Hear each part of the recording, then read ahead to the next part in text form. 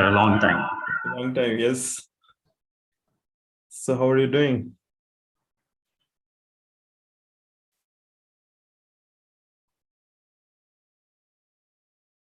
So all of you who are on Zoom right now, if you are attending for the first time, any of my sessions, type FT in the chat box. Let me know if you are attending for the first time with me. FT is for first time, or if you have attended other sessions, then you can put OT. OS is for other sessions. First time, a lot of first timers. Good to see. So, okay, Anjali, Mohammed Shabi, Rajiv, Usha, all of you first timer with me. Perfect. No problem. Let's see. What about others? Others have joined my previous sessions.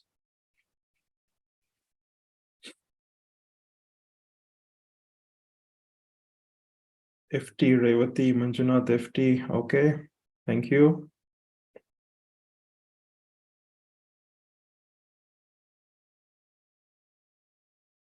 Shiva Darshini, FT.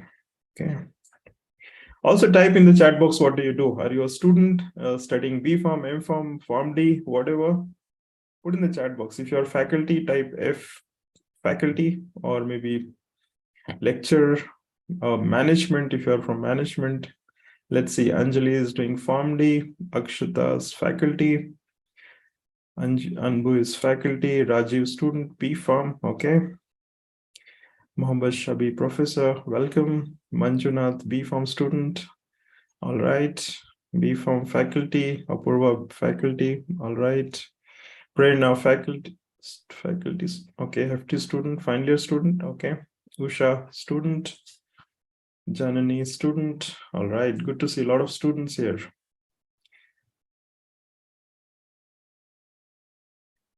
All right. Damodar, I can't see you. Should we wait for some time or should we begin? We can start off. We can start. A lot of echo effect from you, but that's okay. I think we will manage. All right. So good morning, everyone. Welcome to today's session. And today's topic is social media and research. So many of you are attending my session for the first time. So a little introduction about me. I'll not go very deep into myself. I'm basically a pharmacist. I did my B Pharm and M Pharm from Government College of Pharmacy, Bangalore. In the year 2007, I completed my M Pharm from Department of Pharmacognosy, and then I got into medical writing. So last 15 plus years, I'm into medical writing. Last 8-9 years, I'm more into the digitalization side of medical communications or medical writing. So I help pharmaceutical companies, institutions plan their digital strategies. And apart from that, I have been conducting a lot of webinars for pharmacy students and medical doctors specifically. And these webinars are all related to pharmacy careers.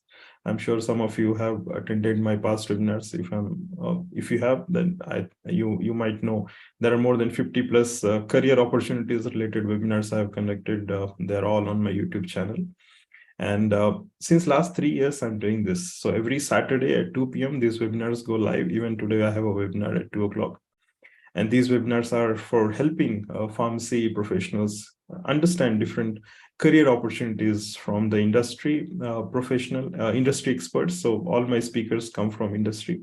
They talk about the different opportunities that exist, and they also help and provide career tips. So this is what I do on Saturdays, and Monday to Friday, I'm a medical writer. I'm a digital strategist. I create digital strategies for pharmaceutical companies and organizations. And I also train medical writers. So that is something I've been doing for the last 1 year. So that's pretty much about me. And I hope that helps you. This particular session helps you to, understand a little bit about social media and research. Okay. So let's begin. I'll share the slides and please let me know, type Y in the chat box if you can see the slides. And that is when we begin, yeah? So Y is for yes, and just to check, yes, you can see the slides, perfect. So these are the slides, and let's begin with today's session, which is on social media and research. So at the end of the session, you can ask me any questions related to today's topic. Of course, you can ask anything on pharmacy careers, digitalization, social media, medical writing, anything, but let's focus that on at the end of the session. Till then, let's try to understand what social media is all about, right? Perfect. So disclaimer, right? Disclaimer is always needed, specifically since we are from pharmaceutical background. It is very important. And the most important disclaimer for today is I'm not an expert. I'm just a learner just like you. And I hope to learn something from all of you today. And during our interaction, definitely we'll learn together. Okay, so that's the first disclaimer. The second is this session is only for providing an overview on the basic understanding about the social media platforms that exist and how we can leverage their power using for our own research. Okay. And then the screenshots, images, whatever I'll be using in this session are for information purpose only. Okay. So that was the disclaimer. And before we begin, my special thanks to all of you for making your time and coming in here. My special thanks to Damodar, who initiated this process of conducting the webinar, and he has been reaching to me to get various topics, and finally we came to social media and research. So thank you, Damodar, and the entire team who has been working in the background for creating this webinar today. And I also want to thank each one of you who filled that Google form, right? So the Google form gives me a lot of insights about the audience and also helps me understand what kind of audience I have today, right? So this, I'll walk you through the Google form because all of you should understand what kind of data is collected on Google form and how we can utilize that also for research. That a brief starting point, of course, yeah. So audience, when I ask this question, what describes you best? You see, 64.2 of you said you are a student, and some of you 33.3 faculty, passed out, of course, PharmD graduates, so you are like freshers, research scholar, maybe doing PhD, and one of you are scientists. So great to have you here, and I'm sure we'll learn together, and I'll be definitely learning a lot from the faculty, the research scholars and the scientists specifically, yeah. And then I also asked, how many hours per week do you spend on your computers, right? So you see, 21%, 21.5% of you spend more than 15 hours. I specifically asked on computer. I'm sure if I would have asked on smartphone, then, daily average usage of a smartphone is close to 5 to 6 hours. So that would have been, too many number of hours on smartphones. So I specifically asked for computers because computers are what we normally utilize for our research purposes, right? And 2 to 3 hours is average time that every one of us spends on computers. So this gives an idea of what kind of audience again I have in the session today. Yeah. Then again, softwares, I asked different softwares you are using. Of course, most of you know all these softwares, MS Suite, most of you use. Then some of you, I was surprised to see some of you are also learning coding. Some of you are doing docking. And many of you also learn specialized softwares. And this is very good. And, a big round of applause for all of you who are learning this, because the world is changing really fast. And, unless we upgrade ourselves to the latest that is happening in the market, it will not be so easy for us to compete and stay different from the market, right? So it's good that you're learning, and please do continue learning a lot from this and learn specific to your niche, right? So let's say you are in pharmacology, learn specific softwares that can differentiate you from the rest of the pharmacologists in your group. And if you are a chemist, you're in pharmaceutical chemistry, then learn those softwares which are specific to your department. Of course, you should learn other softwares as well, but as long as you are expert in your domain, you stand out from the rest of the crowd, right? So it's good, to continue learning these different softwares. So that was another question that I asked. That was only for my understanding again. And I asked for the operating system. Again, this is a very common pattern that I see in almost all my audience. Okay, wherever I do these presentations, I see this same pattern. Almost 90+% of the users are using Windows. Some have started Mac, and some use both, right? So maybe you are using a Windows computer, but you are using an iPhone, right? So it's a combination of both. So again, good to see that happening. And the second one is Windows. Again, if you are using Windows XP or Windows 7 still now in 2023, then my suggestion would be to stop using them, because Microsoft has stopped support for both of these platforms, operating systems, right? And they are vulnerable to any kind of attacks, specifically spy attacks, spyware attacks, and all of that, malware attacks. So do not use XP and Windows 7 anymore. Windows 8 can be used for some more time. Windows 10, of course, till 2025 you can use. And Windows 11 is the upcoming Windows that will stay for maybe until the next update comes in. Yeah. So always use the original version of these Windows. Of course, when I was a student, I also used the pirated ones, but then pirated ones have their own problems, and going forward, they'll not help you to get most out of the system. Yeah. So always go for the original versions. It will not cost much if you compare the benefits that you are getting from the system. Yeah. The next question that I asked was browsers. Again, this is again very similar to what I observed. 84% of you use Chrome, and I see some of you are also using Brave. So I'm not, a good fan of Brave, but then yes, Edge, Chrome, and Mozilla Firefox are something that I'm using already. And Chrome is one of the best browsers compared to all other browsers because of the different add-ons that it gives for the researchers specifically, right?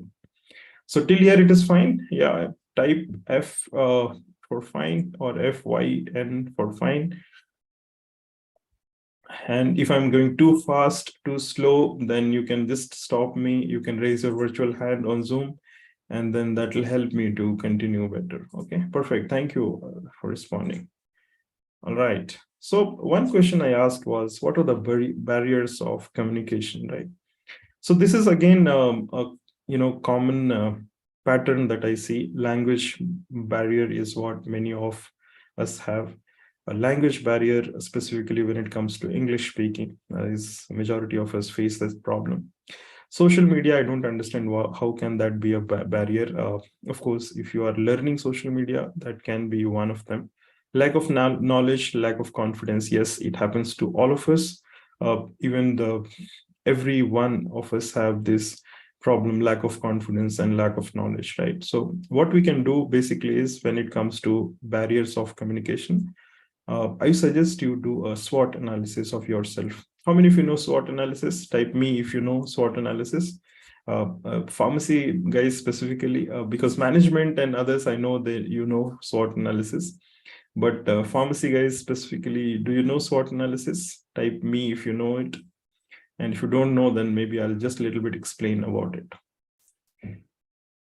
Yes, no? No? Okay. Yes. Okay. So some of you know SWOT analysis. Yeah. SWOT stands for strength, weakness, opportunities, and threats. It is done. It used to be done by the pharmaceutical companies or the bigger organization to understand the market when they were planning to launch the product and services. But as the personal development industry grew, they started utilizing SWOT analysis for personal SWOT benefits, right? So what basically we need to do is just take a plain sheet of paper. Just a plain sheet of paper you can take and write all the strengths you have, all the weaknesses you have, all the opportunities that exist for you, and all the threats that you have, right? So strengths and weaknesses, whatever you have, are all our internal factors, right? So my internal factor, let's say, for example, my communication skill is good, so that can be my strength. My communication skill is poor, that can be that can be my weakness, right? So depending on my strengths and weaknesses, I have a lot of opportunities that exist. And the higher the number of strengths I have, the higher the number of opportunities I may get, right? So, and if you, let's say, for example, if I know that my weakness is lack of English communication or lack of communication skills, if I know that as my weakness, then what I need to do, I need to create a strategy, create a plan to improve on the communication skill, right? So whatever weaknesses we have, all of us have weaknesses, right? It's a very natural to have weakness. None of us here is perfect. So what basically we have to do, we have to identify those weaknesses and we have to give a timeline to work on those weaknesses. So let's say if I give a timeline of 30 days to improve my communication skills or English speaking communication skills or English writing skills, then I have to start working on it. And maybe after 30 days, I have to analyze how much I have improved. And this way we can keep on working on each of the weaknesses that we have. So similarly, when we talk about barriers of communication, if you do a SWOT analysis of yourself to identify what are the different barriers of communication, you will yourself able to identify how we can improve on that barrier and how you can actually take care of that barrier. Okay, so type CLR if that was clear, right? So basically, if we know that we have a weakness, then we have to start working on it. And always remember, whenever we have to work on certain things, we have to always give a timeline, because without timeline, what happens? That becomes stretchable time, right? So it becomes there is no deadline to it, so it just continues forever. So if I don't give a timeline to myself, it will never ever happen, because what I can do in 3 days, I can do the same thing in 3 months, I can do the same thing in 3 years. It all totally depends on how much serious I am to cover that off, right? So was that clear? Yes, no? Type yes or Y if that was clear. Type N if that was not clear. All right, so identify all the weaknesses that you have, all the barriers you have, and start working on it, because nobody else will come and do it for you, right? So whatever barriers you have, so just make a note of that and give a timeline to yourself. Next 30 days, next 60 days, next 90 days, I'm going to work on this and I'm going to fix that and convert that weakness to my strength. Okay, so that was the next one. And again, I asked steps to article writing. So majority of you picked up, and majority of you who have already written articles. So you know it. I'm anyways not going to talk much about it. So first step is, of course, to identify a topic, right? Once you have identified the topic, you refine the topic, do a strategy, do a search, gather all the information which is available. And then based on that, if you have to do a research, you do a research, then evaluate and read. Write the paper again multiple times. You have to do reading, and you have to modify that as per the general requirement. So these are the general steps which normally is followed, and majority of you are already there. I have surprised to see one of you have published more than 150 articles. Okay, so we have audience from 0 to 150 articles, and it is important for all of us to at least publish something. Even if you're not able to publish a research paper, at least you can start writing some blogs, start publishing something on LinkedIn, or start publishing something on Medium. There are so many platforms available today. So this creates a personal identity and brand for yourself, right? So get published, get noticed is what the slogan today is, right? So get publish as much as possible. Even if you are in B Farm, you can publish something. If you are doing PharmD, you can publish something. Based on your internship, you can publish something. You can publish your experiences. So do publish, and that will definitely help you to improve your skills better and better every single day, right? And I also asked what are the toughest part of writing an article. So the toughest part, some of you is to write the information, gather the information. For some of you, it is to write the introduction. Some of you to select the topic. Some of you to write the article itself. Some of you, it is plagiarism. Some of you to write discussion. Some of you create the content, abstract and sentences. So all of this can be handled if your communication skill or that confidence comes back, right? So first thing first is don't think that you can't do this, and remove that negative thought, whatever is in your mind. That's the first thing you have to do.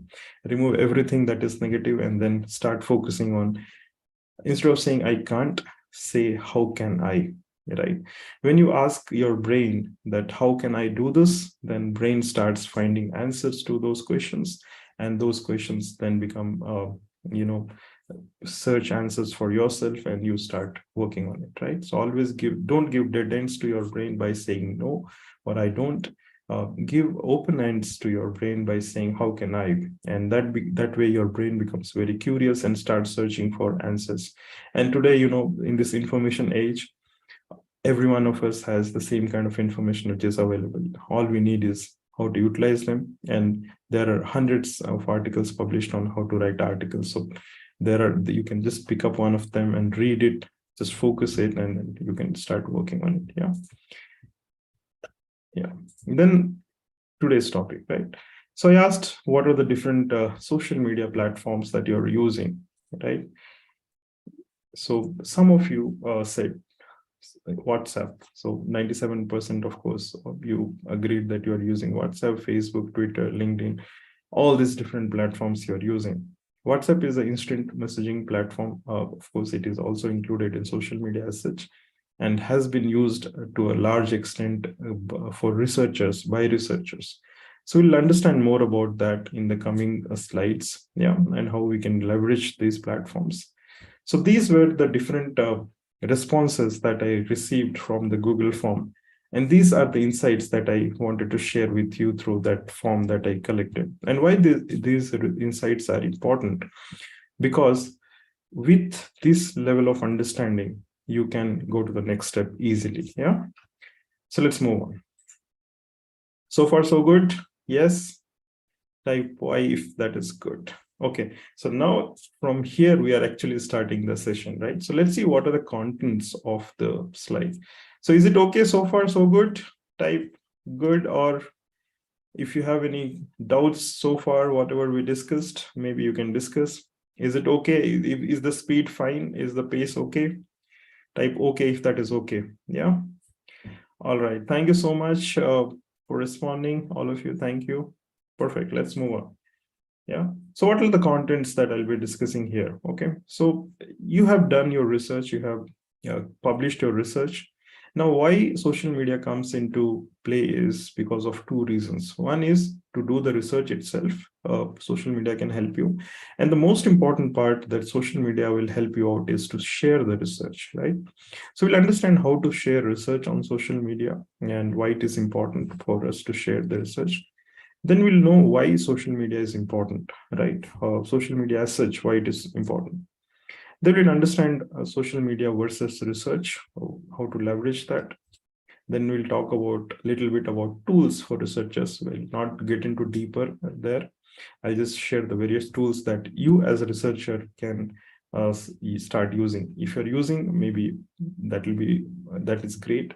If you're not using, maybe you start using them. Yeah. Then again, I'll give you some tips on which platform to use. There are a lot of platforms that exist, and how to select which particular platform to be used depending on your research, right? And how to use, again, I'll give some tips there. How not to use, that is also important, right? So we know how to use, we should also know how not to use social media. Then I'll give you some tips, and then if time permits, and if you're okay, if you don't get bored till the end of the session, I'll also try to give you a demo of LinkedIn, how it can be used to do research. And then we'll end up with Q&A. Okay, so these are the contents of the presentation, and let's begin. So how to share research? So once you have done the research, how do you do that sharing part, right? So normally what happens, you publish in journals, and journals also give an option to share the research. That's the first point of sharing any kind of research, right? The next one is, this is very, very prominent these days, right? Blogs.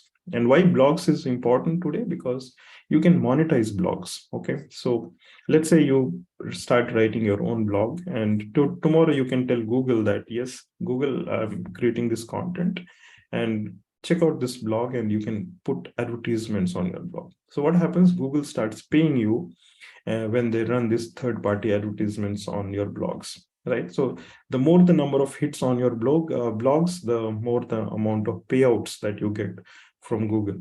And this is one of the increasing way to monetize your blogs and monetize your research. If you're doing some research, write blogs. Or if you're not doing any research, then create blogs and start sharing your learnings. This is a wonderful way to create a standby source of income for you, which is which just keeps on increasing day by day, right? So writing blog is another way to share your research. You can have your own website, and in the own website, this website can help you to market yourself. And today, creating website is definitely not a big deal. Some of you are already doing coding, so you know it very well. It is very, very easy. A website can go live in just 20 minutes time flat. Okay, so in 20 minutes, a website can be created with this today's technology. It is very fast, very smooth, and very easy to use. You don't need too much of technical knowledge here to create your own website. Yeah. So we have, I work with a lot of clients, and many a times we have created website in just 20 minutes, 25 minutes, 30 minutes flat, and given to the clients, right? So that's the power of technology. Then how do you share your research? Use social media. Social media is a wonderful platform. They have wonderful tools to share your research and also understand how that sharing is happening. Okay, we'll also understand how not to use social media at the end of the session, but then let's focus on how to use social media now, right? So these are the 4 ways how you can share your research, and there are different tools in every section of this to share your research. So publishing in journals, again, there are journals also provide you a lot of tools to share your research. When you're writing your blogs, there are a lot of platforms, a lot of tools that you can use to create your blogs. Own website, again, you can have your own website created by a third party, or you can create the website on your own just by watching YouTube videos, right? So that's very easy. Right. So let's go on to the next one. Why social media? Right. So that's the next one. So why social media? Sorry. So as per the data portal, more than half of the world now uses social media platforms. Okay, just 1 second. Yeah, sorry.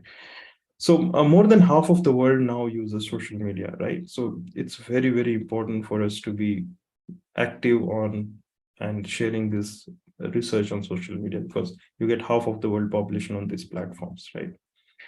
And this is published by Hootsuite. It's a website that monitors and that can be used for sharing social media posts.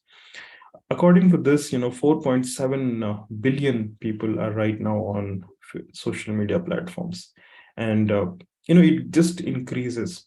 More number of males are there currently. 54.3% is dominated by males, and compared to females, 45.7%, right? And social media is a wonderful tool if it is used in the right way. But of course, 70% of the time it is not used in the right way. An average person today globally spends 2 hours, 29 minutes on social media platforms, knowingly or unknowingly. And there are people, I know some of the students have confessed, when I take these sessions to them, they use 6 to 7 hours a day. And many a times they use late nights, and the whole cycle of that day gets disrupted, right? So it is important for us to be sharing this research details on these platforms. That is one reason. Yeah. World's most used platforms, right? So social media's platforms are world's most used platforms. So if you see Facebook as such, majority of the people, they use Facebook for connecting, for sharing information, and also most of the misinformation is also shared on social media such as Facebook, right? So why it is important for researchers to be there? Because there is so much of information everywhere, and if you as a researcher are sharing that right information on this platform, then it can create minimize the amount of misinformation that is being shared, and it can create a lot of positivity, right? So we have to be active on these platforms and share our research, right? 4.7 billion people around the use social media. 227 million new users come online within last 12 months. So every 12 months, more than 200 million users are added to these social media platforms. So it is important for us as researchers to be active and present on these platforms. And if you see the growth of Facebook as a platform, it has grown to the next level. More than 2 billion people are right now using Facebook alone. Yeah.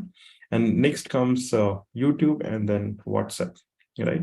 And what's Facebook, what they have done, Facebook is owns WhatsApp, so they're trying to create an ecosystem of users by providing them all the services on Facebook, WhatsApp, Instagram. So they're trying to create an ecosystem.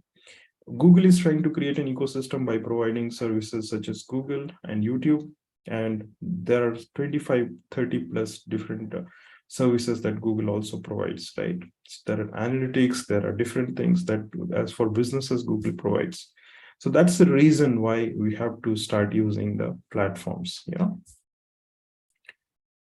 The daily time, again, 2 to 7 hours is what I told you. So it's important for us to be there on these platforms. Now let's understand social media and versus research, how to utilize them, right? So how many of you know how many platforms are there? Any idea? Do you have any idea how many social media platforms we have?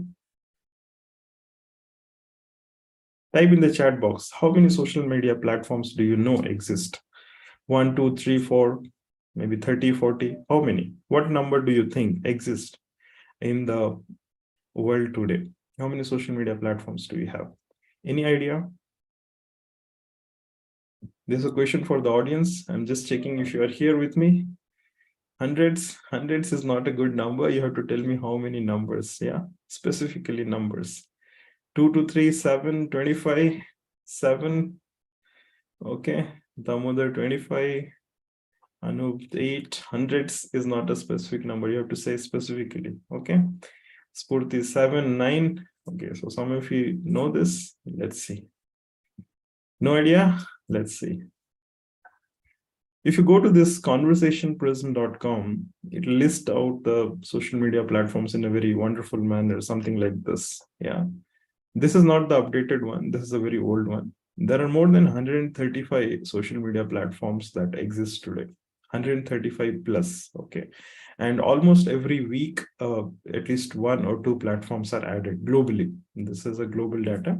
So globally, you get so many platforms. Now tell me, is it possible for you to be active on all the platforms at all the time? Type yes or no. Let's say no. Okay. Yeah, no, not possible.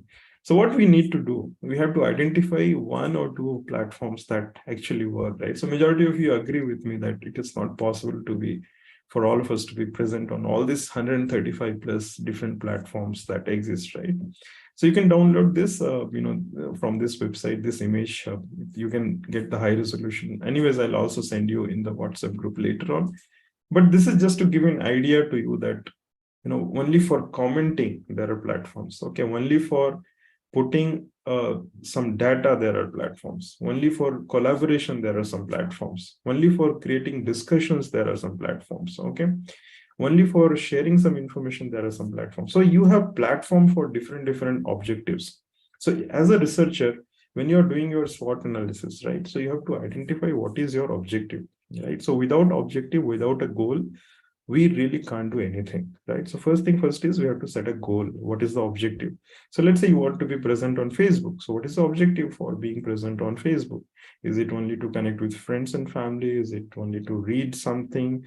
Is it only to spread misinformation, or is it only to gain some knowledge or be part of some groups? So whatever be the objective, right? So we have to make a note of the objective, right? So when you are studying or you are working as a faculty, without objective, we don't start our days, right? So if you're a student, let's say when you're going to the class, there is an objective. So there are 5 classes happening from morning 9 o'clock to 5 o'clock in the evening. If you're a faculty, you are going for a class, then you know the objective of going to the class. You read the syllabus, subject, maybe prepare some questionnaire for the student, and maybe just brush up whatever you have learned and you want to share with the students. So there is always some objective happening, right? So the problem what is happening today is majority of us do not have any objective, right? We just simply, somebody has told that, yes, it works for him or her, so we just start doing it. And the same thing is followed in recruitment process in the pharmaceutical industry. If you see, majority of the students, they go to a particular job because somebody has referred them or somebody is very successful in that position without understanding whether we actually are a right fit there or not. So we have to understand whether we are a right fit in that platform or not. If not, then better not to use that platform. Maybe find out another platform, right? That's the reason there are 135 plus platforms that are existing today, because of the variety of audience we have globally, right? All right. So was that clear? Type yes if that was clear. Okay. So it is not possible, right? So we have some limitation with respect to time here. So I'll not be able to share everything in just 1 hour's time. I'll just try to create an overview and then try to help you understand what are the different things that we can do. And anyways, we have a group. So in case you need any help later on, maybe we can connect and we can discuss. Let's understand how the research life cycle happens, right? So this is the research life cycle, and every stage of this can be connected to social media platforms, right? So you get idea and inspiration by, when you're working in your lab, or maybe when you're browsing online, you get idea and inspiration. Then what you do, you go and discuss that. And so discussion also can happen on the social media platform. You can do experimentations on social media platform. So let's say, for example, you created 2 designs and you posted that on your LinkedIn or Facebook and asked your audience, okay, there are 2 options, which one do you like? So audience will say yes, option 1 and option 2. And then that way you decide the design that actually is liked by majority of people, right? So you are doing experimentation. You can publish your research online, right?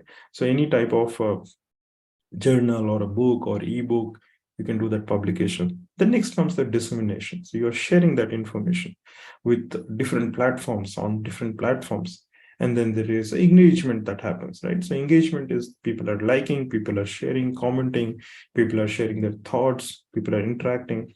Then you are creating an impact. So when you are creating an impact, somebody else gets another idea from your work. And then this whole cycle continues.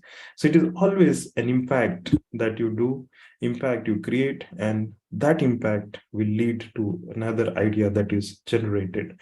And this idea continues and the same cycle repeats. So this is the overall research cycle. For any kind of work that we are doing today, this is essentially what is happening, right? Do you agree with me? Type agree or AG in the chat box if you agree with me on this. Yeah. All right. So any doubts here? Any questions on this part? Let me know. No questions, NQ, right? NQ stands for no questions. These are all the short forms I use for my presentations. Yeah.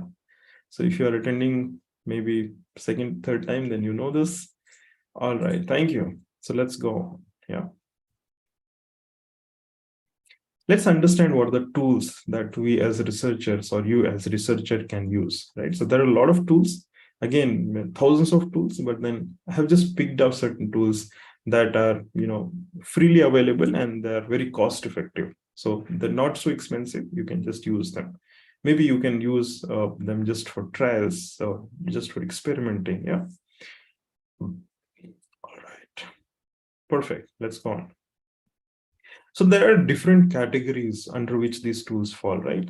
So these tools can be for citation and bookmarking, social networking, blogging. There are different categories. So let's go on to the first one, that is for bookmarking and citation, right? So I'm sure you know this. Mendeley, right? How many of you know Mendeley? Type me in the chat box if you know Mendeley.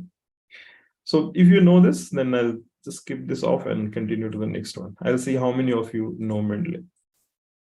Only one. Dr. Ganzi, when you're putting the chat box, say to everyone, right? So that everyone can see the chat. That's how we interact. We are not seeing each other. So we just want to interact through the meeting chat option, right? So only one of you know Mendeley. Okay, no problem. So Mendeley is basically a reference manager or a software where you can search millions of articles. There are 100+ million articles currently available on Mendeley on different topics. So you just go and write your topic here on the search bar and you can get hundreds and thousands of articles on that topic. It's a wonderful platform, and the platform is currently owned by Elsevier. Elsevier is a publisher, I'm sure you know it. And it's currently they're offering it for free, right? And what you can do here is when you go and register your account, which is free again, you can create your free account on Mendeley. You can connect to researchers across the globe. So let's say you are working on diabetes, you're working on social media, you're working on hypertension, you're working on cancer, any therapy area, any area you are working on, you become a researcher on this platform and connect to researchers globally who are active on this platform. You can use this as an academic social network, right? So we have Facebook, which is a general social media network, which is used by everyone and anyone. Mendeley is used by researchers and writers, content writers. And how Mendeley helps you? It helps you to organize, collaborate, discover, research, right? So you can search research, you can organize your research, you can collaborate with people. So let's say I'm writing an article today. I can interact with Damodar and write article together. So both of us can write article together, right? And it is owned by Elsevier today. Yeah. So it's a beautiful platform. You can go to mendeley.com and create a free account. Next one is Zotero. This is also very similar to Mendeley. The only advantage Mendeley offers is it is owned by Elsevier, and the only advantage Zotero offers is it is an open source platform. So what is open source platform? It is completely free and it will never be paid, right? Because people across the globe are contributing to make this platform a better one, right? So it is again a free reference manager. You can organize, you can cite, you can sync, you can use the platform on multiple devices. You can collaborate with anyone again on the same topic or different topics across the globe. And since it is open source, it will always be free until somebody buys this platform and makes it a paid one, right? So since it is open source, you can stay in control of your data whenever you want. You can exit and delete. But if it is owned by some giant, then what happens? Once you create a account there, then you become a product of that company, right? So we are product of LinkedIn, we are product of Facebook, we are product of Instagram. So they are using us, all of us as products, right? So that was the second one. So these two tools you can use for bookmarking and citation. Of course, there are many more tools, but I thought these two are free and they are very easy to use, right? So how many of you found this useful? Type useful if you found this useful and you'll use this for your research if you're not already using it, right? If you're not already using it. If you're using it, then it's perfectly fine. You know the benefits already. All right, so social networking sites. So of course, there are different social media platforms, but you see academia.edu, right? It's a wonderful platform where you can engage and connect with people. You can download millions of PDFs for free. All you have to do is create a free account, and you can also collaborate with people across the globe, right? So currently they have 209 plus million people, and they have 40 million plus articles which are available there. And you can get daily recommendation also based on profile. So once you create a profile, let's say you created a profile as a oncologist or a diabetes researcher, then academia will start recommending more of topic related articles to you. So that is one advantage here, right? Next one is researchgate.net. I'm sure all of you know this. So it's very, very popular one. You can request articles from researchers across the globe. You can create a free account. You can download articles for free. And this is a great site again. Okay, so you can collaborate. So last time I was working on a medical art writing project, and this article was not available anywhere. And when I was searching, I found the original author on ResearchGate. So I sent an email to him and connected over him on ResearchGate and requested for the article. And this guy sends me an email with the PDF of the article, right? So it's a powerful tool, and you get real good collaborations when you are connected to people here. Okay. LinkedIn, how many of you are on LinkedIn? Type me on the chat box. How many of you are on LinkedIn? Let's see. And how many of you know how to use LinkedIn? That is again important. So majority of you are on LinkedIn, I see. Okay, good. But how many of you actually know how to use platform? Hopefully, yes, no? Okay, if you don't know, don't worry. I'm having a session today at 2 o'clock. So you can join at 2 o'clock. And one of my speakers will be sharing his experiences on how he leveraged the power of LinkedIn and he's become a successful student. He's a student, he's doing M.Pharm pharmacology, and he's using LinkedIn very nicely, in a very good way, and he'll share his experience. So do join me at 2 o'clock. Maybe you can learn something from that. So LinkedIn again is a very good platform. If you're not there already, then just go to linkedin.com and create a free account, and then you'll learn on the go. And what you can do on LinkedIn basically is you can discover things, you can connect with people, you can learn a lot of, they have more than 4,000 plus courses on LinkedIn, and many of them are for free, right? And one of the most important thing why many of pharmacy professionals on LinkedIn is to search jobs and internship opportunities, right? So that is also a good platform, and of course we'll discuss, no problem. So if you're not already there on LinkedIn, I have already made number of videos on this, so you can watch them and join live today to learn about this wonderful platform. Okay. Then there is something called as methodspace.com. It's a beautiful site. It is, it is owned by Sage Publications, and you get a lot of information here with respect to research. Okay, so you can know more about what is happening worldwide. You can also sign up for their free newsletter, and you can get access to a lot of topics, and you can search for information here. And they also have some products that can be used for the researchers. So if you don't use this, maybe you can try this one also. It's a good site, and you get a lot of information, very, very authentic information, because Sage is a good publisher. They put very authentic information, and you can, based on the research stage that you are in, you can actually leverage this platform to a great extent. Okay, you can connect with people again. All right. So these 4 platforms were for bookmarking and social networking. Now let's see for blogging and microblogging. Okay, blogging is a very good thing that is happening now. I see a lot of pharmacists also, they've started their own blogs. If you have not started yet, then I think this is a good time. This particular digital time is the best time to start a blog. And what are the blogging platforms that you can use? Of course, the number one is Twitter, right? Twitter is it is very, very controversial, but then, after Elon Musk took over, but then Twitter is supposed to be one of the best platform for microblogging. Yeah, in short sentences, and you can convey a lot of information. So less is more on Twitter, right? And another beauty of Twitter is most of the researchers, have been active on Twitter. So I'll talk more about these platforms later on. And let's go to the next one, WordPress. It's a self-managed blogging platform. You can create just a free account there and start writing blogs of your own, right?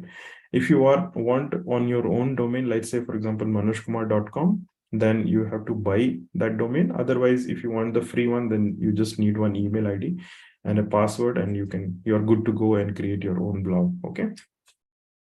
Then blogger.com is another one where you can create your own blogs. Again, this is free only if you want a domain of your own, right? So manojkumar.com, for example, if that is my domain, then you need a paid account. Otherwise, the free version is good enough.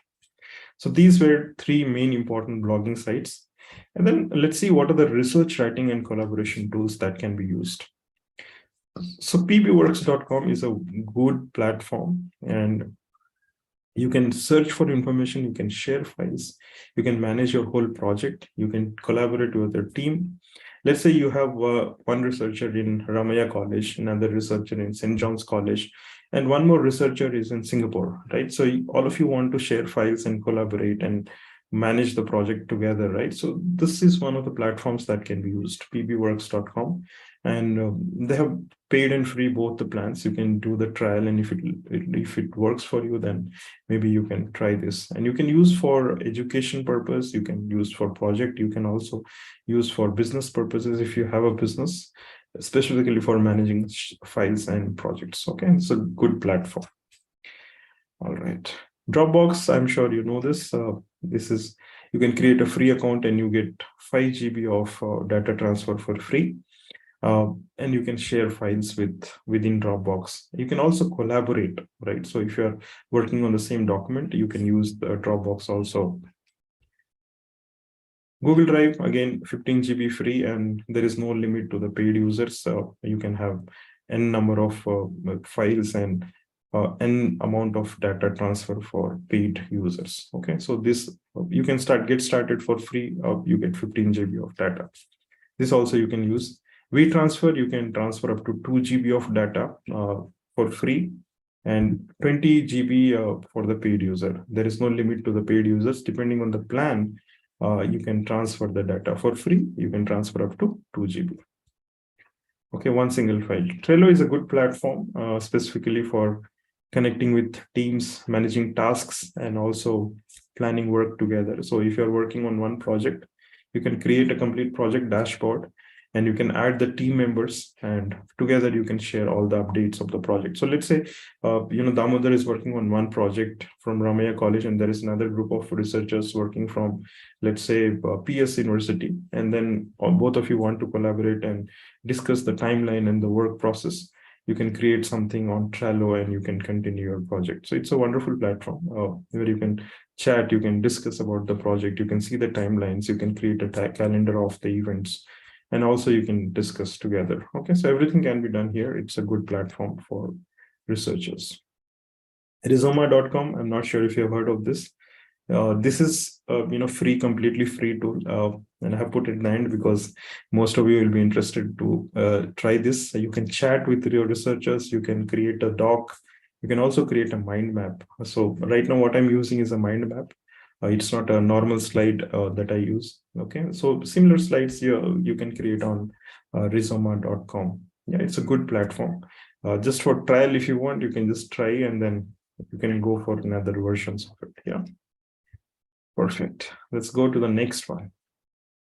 Social analytics. Now, why social analytics is very important is because you need to understand how your research is disseminated, right? So if you're sharing something, you need to see how many people have seen that and how many people have accessed that. So for example, if Ramaiah College has a website, you want to understand how many people are coming from Google to the website, how many people are coming from Facebook to the website, how many people are coming from LinkedIn to the website, and Google Analytics does that for you. And this is a free one, right? So there is no paid version of it. You can go for the business plan where you get a lot of features, and you can get started for free. As long as you have a Gmail ID, you can get started for free. And basically you get all the insights, and this will help you to understand what kind of footfalls are you are having on your website. And this will again help you to plan, right? What is working for you and what is not working for you. Similarly, if you have a blog, if you have your own website as a researcher, if you have your own blog as a researcher, you can connect Google Analytics to your platform, and you can understand what kind of audience is coming to your portal or website. And this really helps you to plan your journey as a researcher, because it will help you to understand the journey of the audience. So let's say, for example, audience is coming to your homepage, then they're going to the page 3, then they're going to page 4, they're going to page 5, and which is the more number of time the audience is spending on that page. That is something that you want to work on more, right? So this way you can understand the effectiveness of the work that you're doing. So if you have shared an article on your blog, and let's say you have shared 4 articles on your blog, and then you want to understand which one is working more and which more people are accessing that article, Google Analytics will help you to understand that. And based on that, you can actually customize and plan your journey better. Okay, it's perfect. Let's see the next one. This is Hootsuite.com. This is again used by social media marketers like me, for example. What we do is we create multiple accounts. Let's say Facebook, LinkedIn, Instagram, and all this get connected to Hootsuite. And I can share the article from one page to all these different platforms in just one go.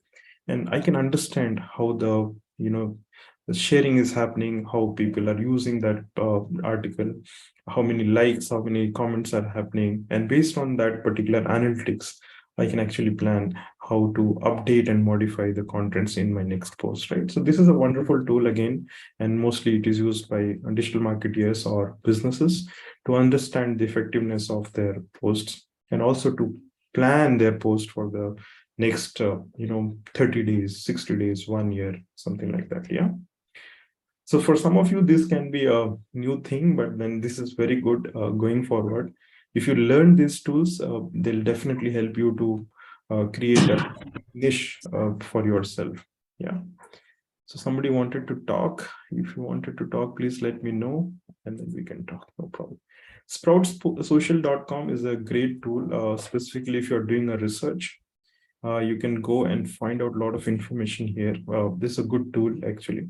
You can understand customer journey, customer information. You can also do research here.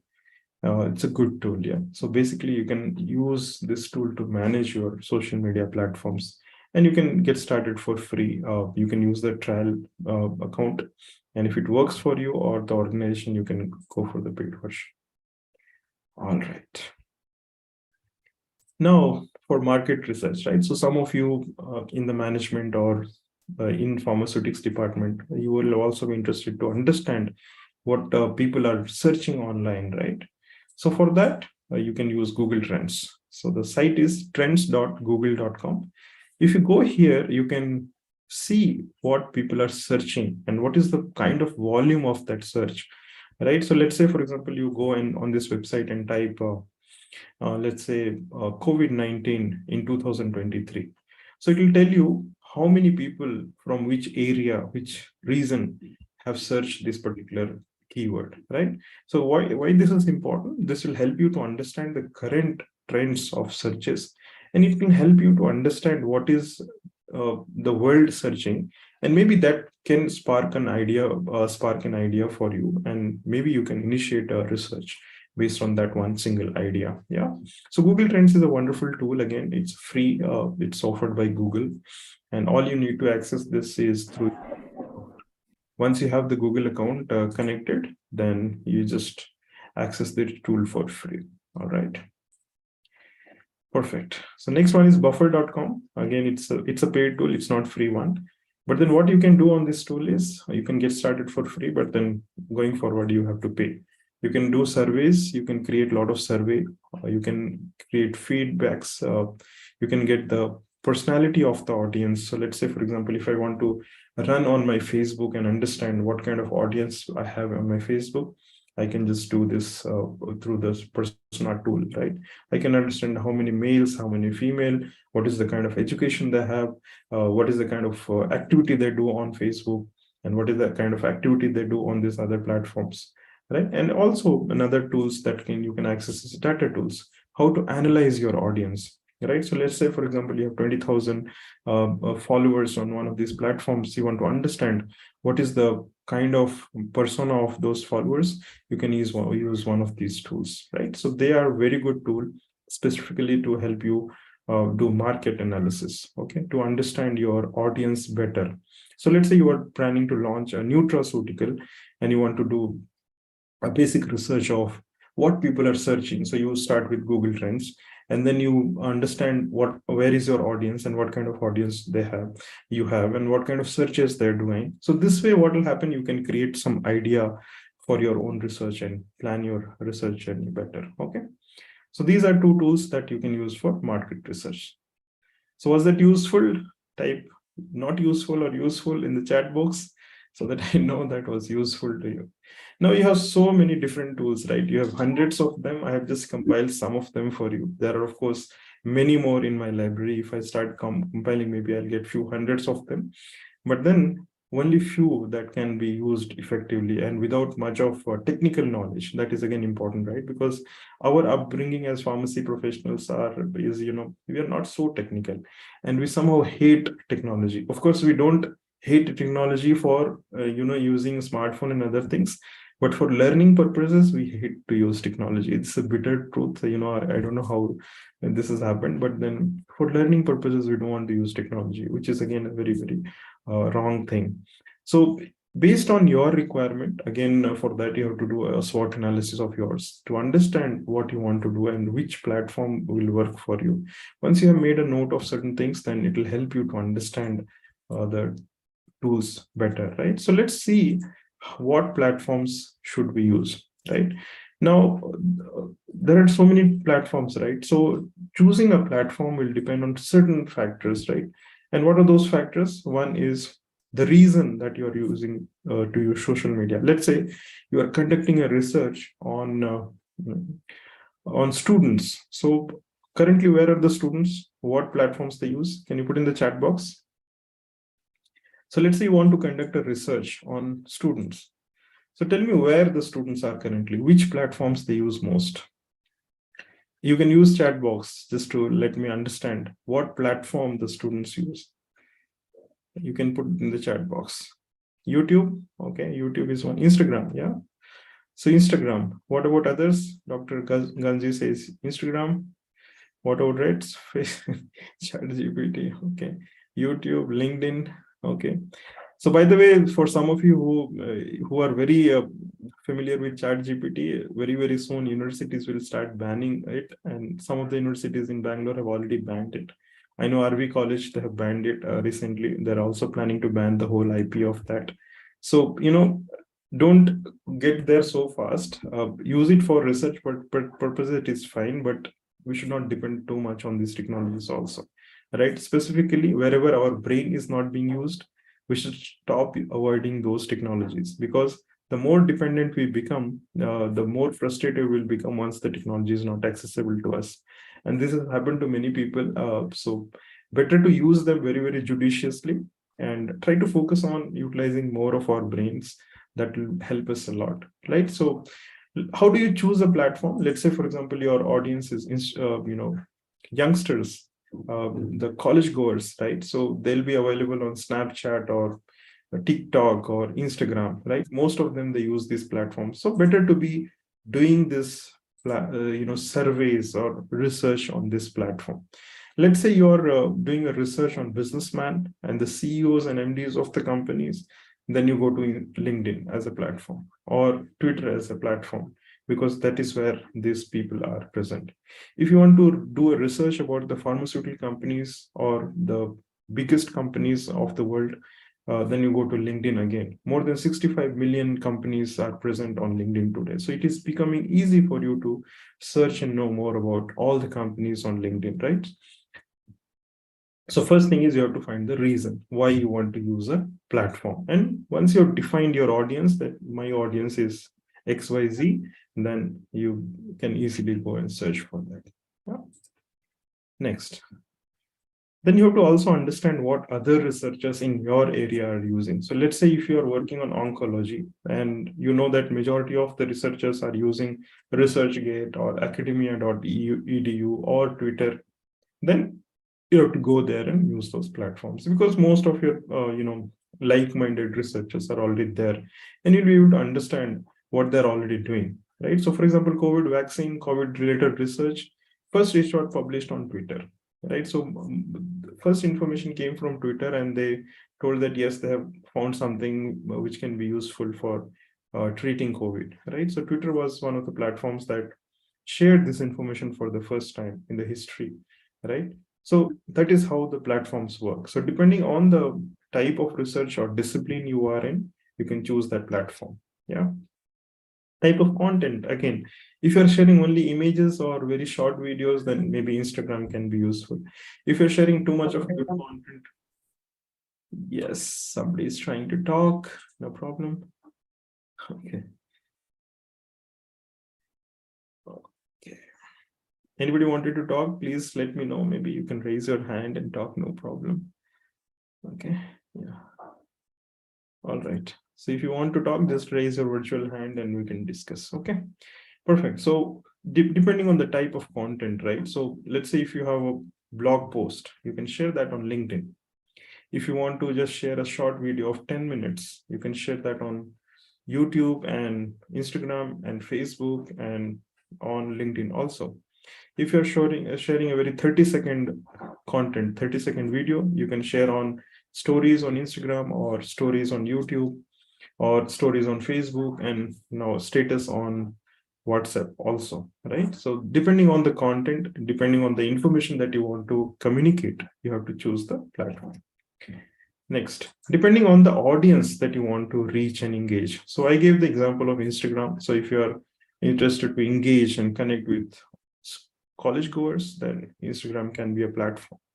If you're interested to connect with CEOs and MDs and recruiters of the companies, then LinkedIn is the platform to choose, right? So if you want to connect with celebrities and everyone, then maybe Twitter is the platform to connect, right? So depending on the platforms, the audience that you want to reach, you can choose the platform. Now let's see what are the reasons for using these social media platforms. One is, of course, the sharing of information, right? So that's the whole objective of the entire session we had, to share whatever we have published, to connect with people who are sharing the same information, right? The speed of information sharing and receiving is very, very fast in social media, right? So the click of a button, it can reach to a few lakhs of people, and the whole information can go viral, right? So that's the beauty of it. You get recognition, exposure, and access to others' work, right? So if you're somebody who wants to have an recognition, and you want to expose your work to others or access others' work, then these platforms are very good, because you can reach out to unlimited number of people. There's no limit at all, right? You can also access others' work, what others are doing in the same field. You can do that search and find out, right? You can engage other audience, right? For example, government service providers, industry experts, policymakers, and even public. So you can engage with virtually anyone, right? So that's the beauty of it. You can build connections with funders and industry partners. So I don't know if you know, this B.Pharm student, he got 1 lakh rupees from Anupam Mittal. You know this story? Anybody? Type DNK if you don't know this. Type no. Type, okay, DNK. Okay, you don't know? So, okay. So I'll show you, maybe if I get little time, I'll show you that, it's a short one. Or just give me one time, I'll see if I can access that and then show it to you right away. So it was a good one, wherein Anupam, how many of you know Anupam Mittal? Type me if you know him. Anupam Mittal, yes. Do you know him? Shark Tank, Shadi.com, yes. All right. So I'll just, yeah, he's an investor, right? He's an investor. So what he did, I'll walk you through that small presentation I had done for another class that I was taking. You'll get some idea, okay? Just a second. So he created a small contest, and he said, okay, if somebody comes with an idea, then what I'll do is I'll give that person 1 lakh rupees, and I'll also invest in his company. So that was the challenge he gave, right? So I'll just walk you through how that whole thing worked, and maybe you'll get some idea. Just 1 second. All right. And this, why I'm showing this to you, because it's good to, be curious. Yeah. You should be also curious like this, guys. All right. So let me know if you can see that screen. And this was done on Instagram, okay? Are you able to see the screen? Yes, no?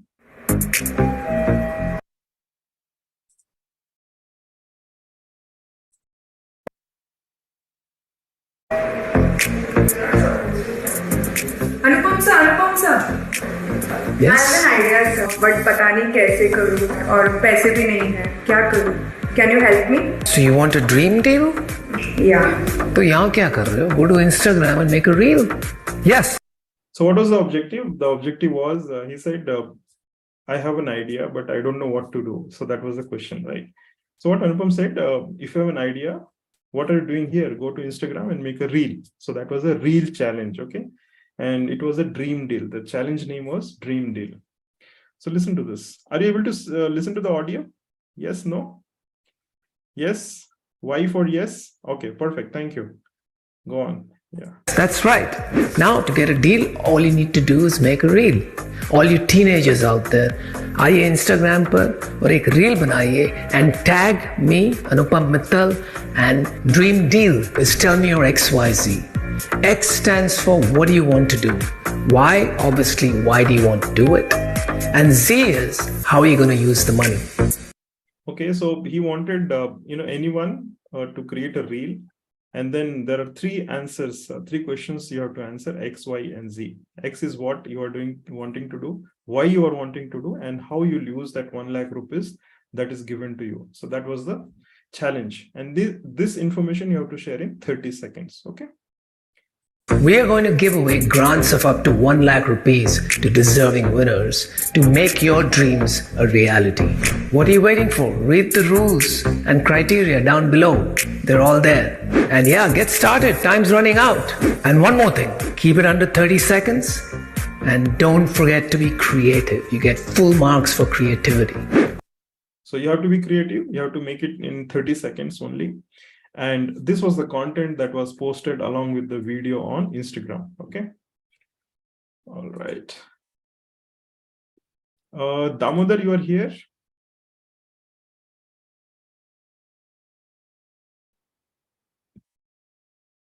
Damodar, if you can let me know if you are here. Maybe you can raise your hand if you are here.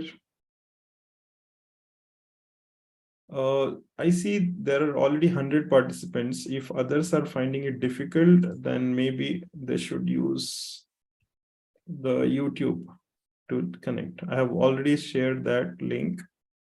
So just in case you are not able to participate on Zoom, please attend on YouTube. Okay, so I just made it live on YouTube also.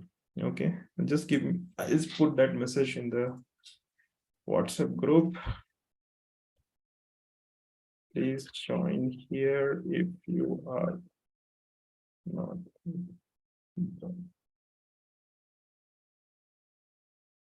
Okay, so I just shared that. Okay, thanks. All right, so this was the objective. Okay, so this was the dream deal. So what happened here is this guy, he made this reel. Okay, he is a B.Pharm student and he made this reel. His name is Muhammad Anis. He was studying in Yenapoya University in Mangalore, and he made this reel. Hello Anupam Mittal, my name is Muhammad Anis and I am a pharmacy student. We work on different types of drug delivery devices to efficiently deliver the drug. Currently we ideate some issue with this.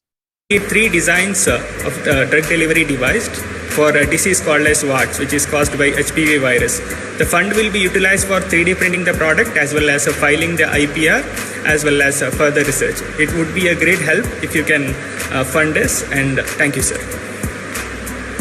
So he sent this out on Instagram, and then what happened? His idea was selected and he got the award of 1 lakh rupees, and finally Anupam also invested in his company. So, and 2 of the B.Pharm students, I think they're working together with Anupam Mittal on this particular device right now. So was that inspiring? Type inspiring if that was inspiring, and it can open up new ideas, right? So that is the power of social media.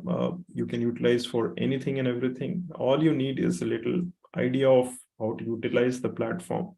And of course, your own ideas, right? So never ever stop being curious. You have to stay always you have to be curious, and you have to keep looking for these opportunities which keep coming your way, right? And there is always a time limit. So I've been always talking about time limit. 30 seconds is what he told, and he also told X, Y, Z, right? So what, why, and how. So always we should know this, and if we know this, then it becomes really, really easy to crack any kind of deal and any kind of thing, right? So perfect. So let's go on to our topic. Sometimes it happens with me. I just get diverted and I focus on some other topics. All right, let's come back here. And this is what happens. So I gave that example of building connections with funders and industry partners. So if you are looking for somebody who can fund in your idea, or you want to look out for somebody who in the industry partner, then this platforms can really play an important role. So let me give another example here. So this is for, the example is one of my classmates' example. And he was working in Biocon long back. And when he was working in his work, research work, he got connected to, he was searching for different professors who can fund for his PhD, and they can invite him to some other country to work, because he was not interested to work in India. He wanted to go abroad, and he wanted to do research. And that is when he got connected with some professor on LinkedIn, and then he sent out a message. And then this professor promised him that whenever he is coming to India, he'll ensure that he'll meet this guy.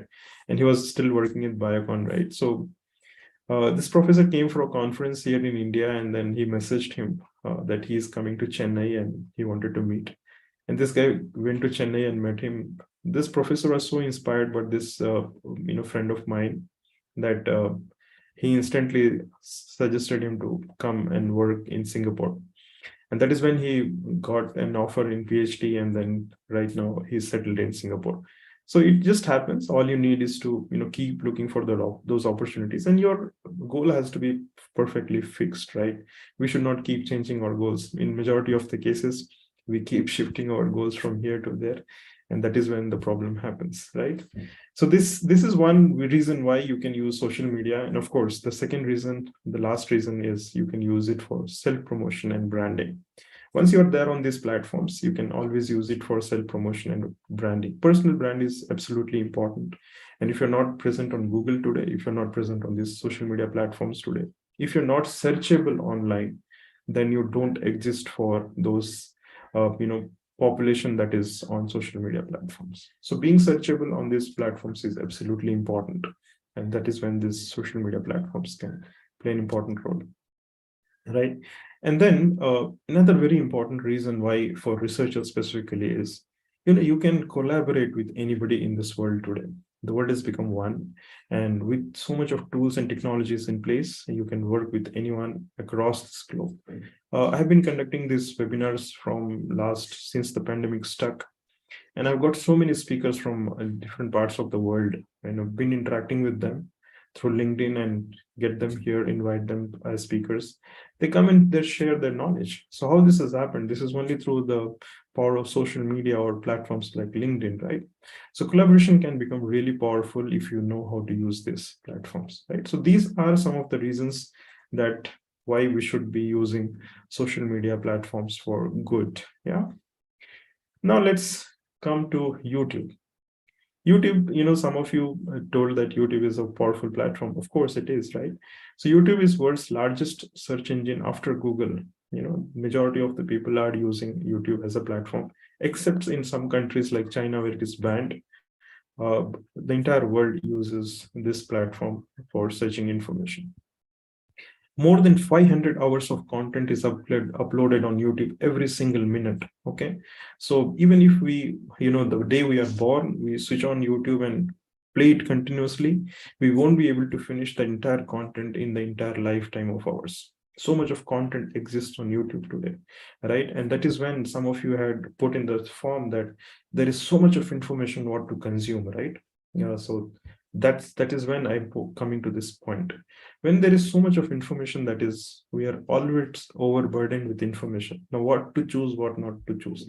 There is always something called as FOMO, right? Fear of missing out. We are consuming some information, and then we have back of the mind, it is going on that we'll miss out some information. So what is the best thing to do? Choose one or two platforms. Don't be present every single where. If you feel that WhatsApp, and you're part of many WhatsApp groups and they're just wasting your time, exit all the groups. If you feel that you're consuming too much of information from too many places, just delete all of the apps. Just consume information from few authentic sources and consume information that you really want to improve on, and not just simply everything and anything, right? So that way you can actually minimize the amount of information overload you have, and this will be more focused on the actual information that you want to consume. Yeah. And one of the easiest way to use YouTube is your Gmail, right? Because if you use Gmail to sign into your YouTube, you can actually personalize the content on YouTube. You can create your own playlist, you can create your own folders, and start saving the videos that you really like and you want to recap at a later stage, right? So instead of getting overburdened, you are actually planning to consume that information effectively and in a wiser way, right? You can also create a channel. So if you're a researcher, you want to share your research, want to share your learnings, you can create a YouTube channel and start sharing your research, because it's the world's second largest search engine. And obviously your research will be searched by somebody. And if you're there, you can get connected to those many people instantly. You can also follow the top researchers on YouTube, and that is how you get connected to them, right? So currently, when I did a basic search on YouTube on researchers, there are more than 800 channels from the researchers globally. So you can be one of them, right? So more than 2000 plus videos on different research aspects are currently there on YouTube, right? So you can be one of them, and you can also start sharing and reach out to those millions of people who are looking for that information. Yeah. All right. Next, go to the LinkedIn. Of course, LinkedIn, I'll try to give a demo. LinkedIn is all about marketing, advertising, networking, and getting connected, linking, right? So that is all about LinkedIn. LinkedIn is a very beautiful platform. I ignored it for many, many years, and I started being active from 2020 on. It's a wonderful platform, right? It's the world's most trusted business platform, professional platform, right? So it's not like Facebook and Instagram. Of course, people are making it like Facebook and Instagram, but then it is way, way beyond that, those platforms. And you can use LinkedIn to connect, collaborate, and of course, inspire people. Right? You can share a lot of inspirational journey. LinkedIn is a powerful search engine. I'll show you how you can use LinkedIn to search information at the end of the session. Okay.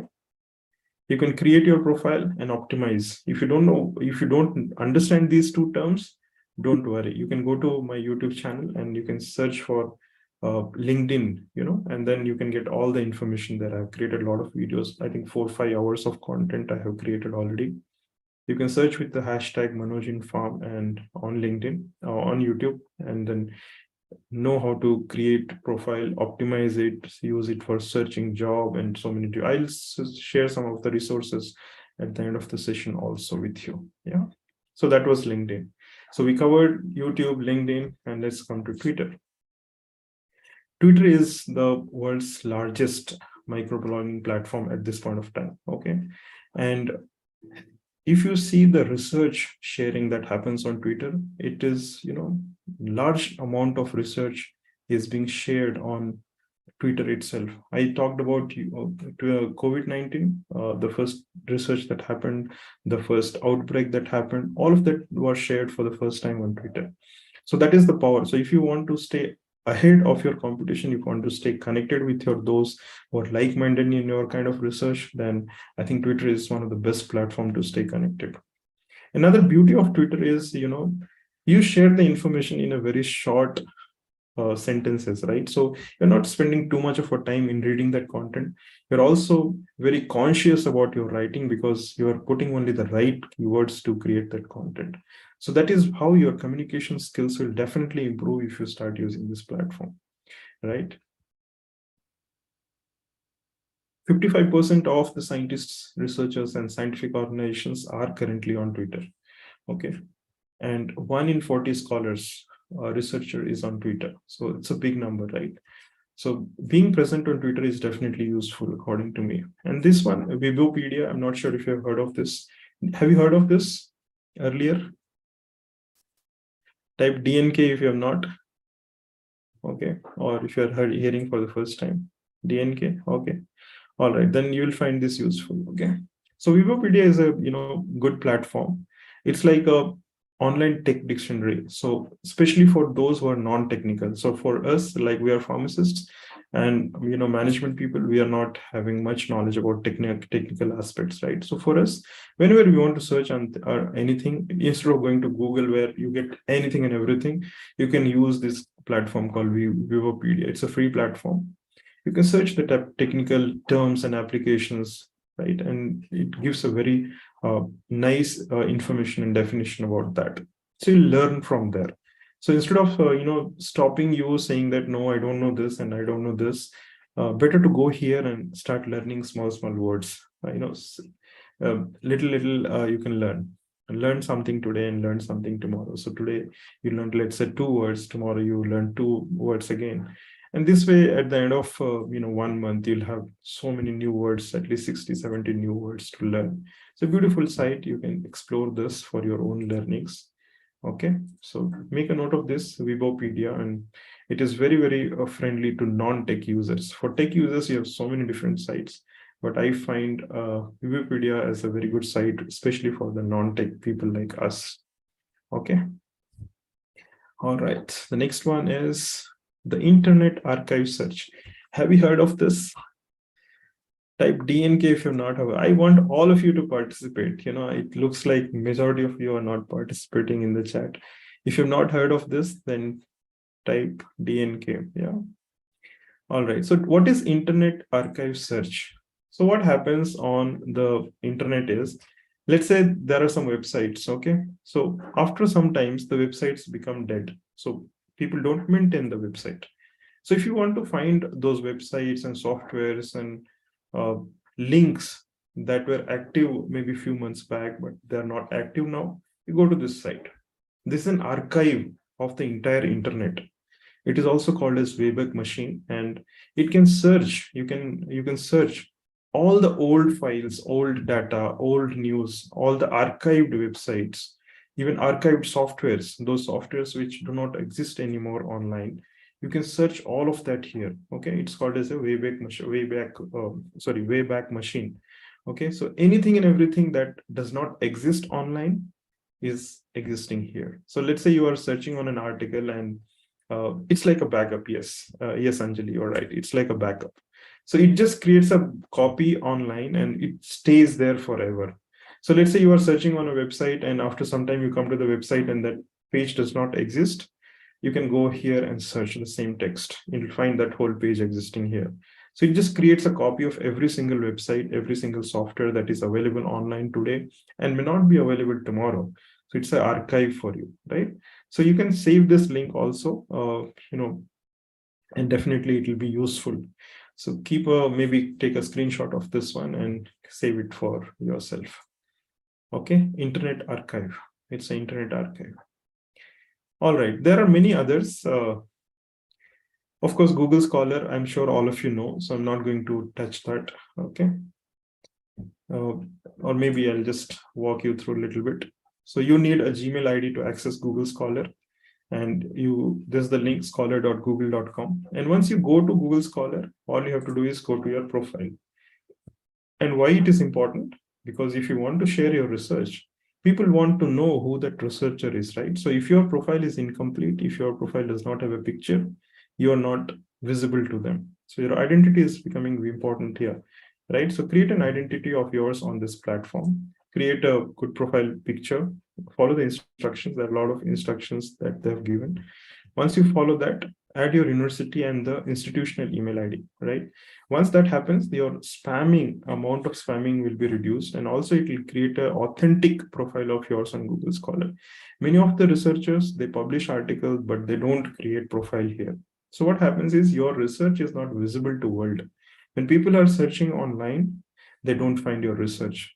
We are creating article, we are publishing article and sharing on LinkedIn and saying, hi, I published an article, but we don't have a profile on Google Scholar. That's a wrong way of sharing the information, right? First, create a profile on Google Scholar, put the article there, put the details there, and then share that link to other places. So what will happen is people, when they start seeing your research, you'll see your profile grow on Google Scholar. That is when the citation of the article will also increase. If you're not present here, then the citation will not increase. Then your accessibility of the article will not increase, right? All of us want to share more of our research to world, right? And this is the starting point. Okay. Link your institutional page, so your college page, or if you have a profile on the college website, maybe link that also. My suggestion to every university is to have a page for every faculty members. If they don't have, then I think that becomes a problem if you're creating a profile here, right? So it is good to have a bio there and link that bio page to the Google Scholar page. This way your page becomes very authentic.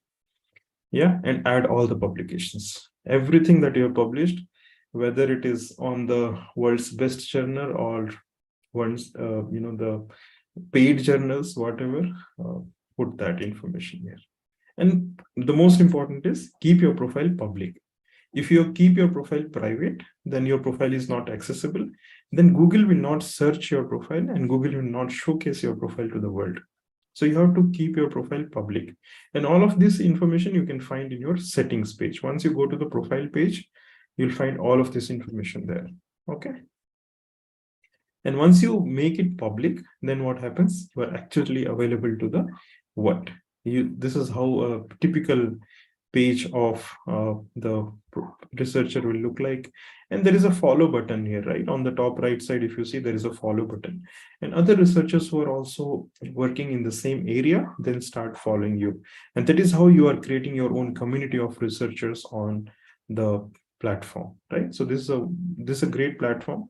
The only thing is we don't know how to use it. Majority of us are not active. I see many of the pharmacy researchers, they have hundreds of articles published, but the page is not updated correctly.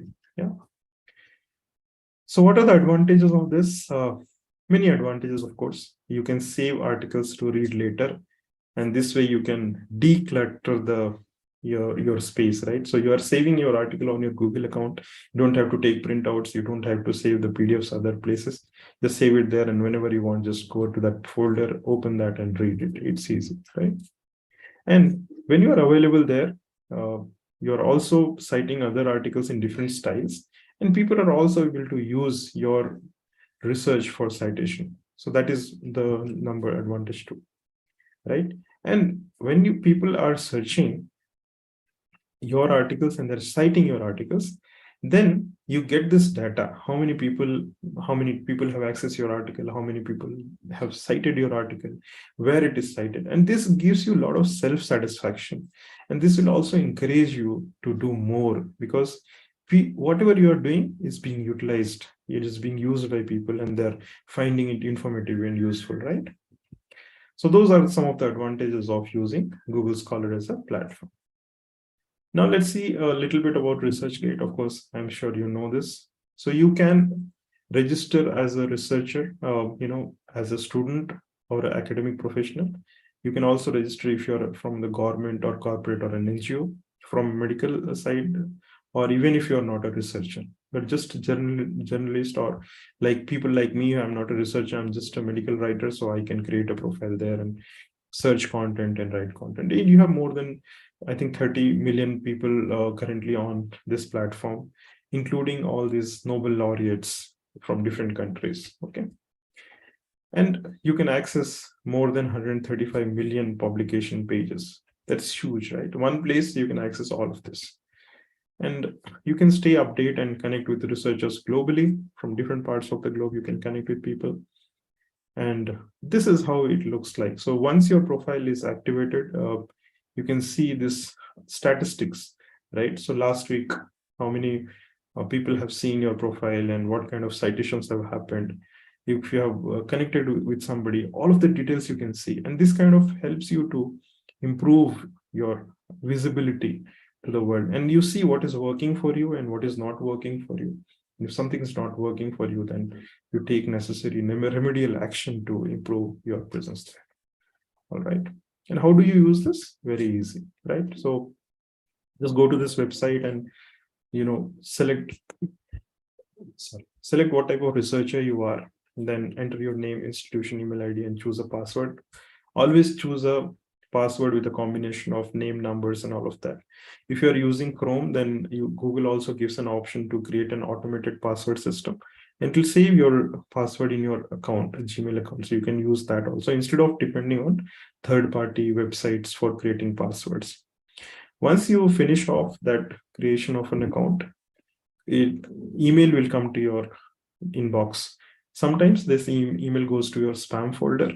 So always check the spam folder to ensure that you have whitelisted that email, right? So unless you whitelist it, it will always keep coming to your spam folder, right? Once you do that, then you can create your CV and put your articles and all of that, and you start becoming active on this platform, right? So this is how you stay active on this platform. Yeah.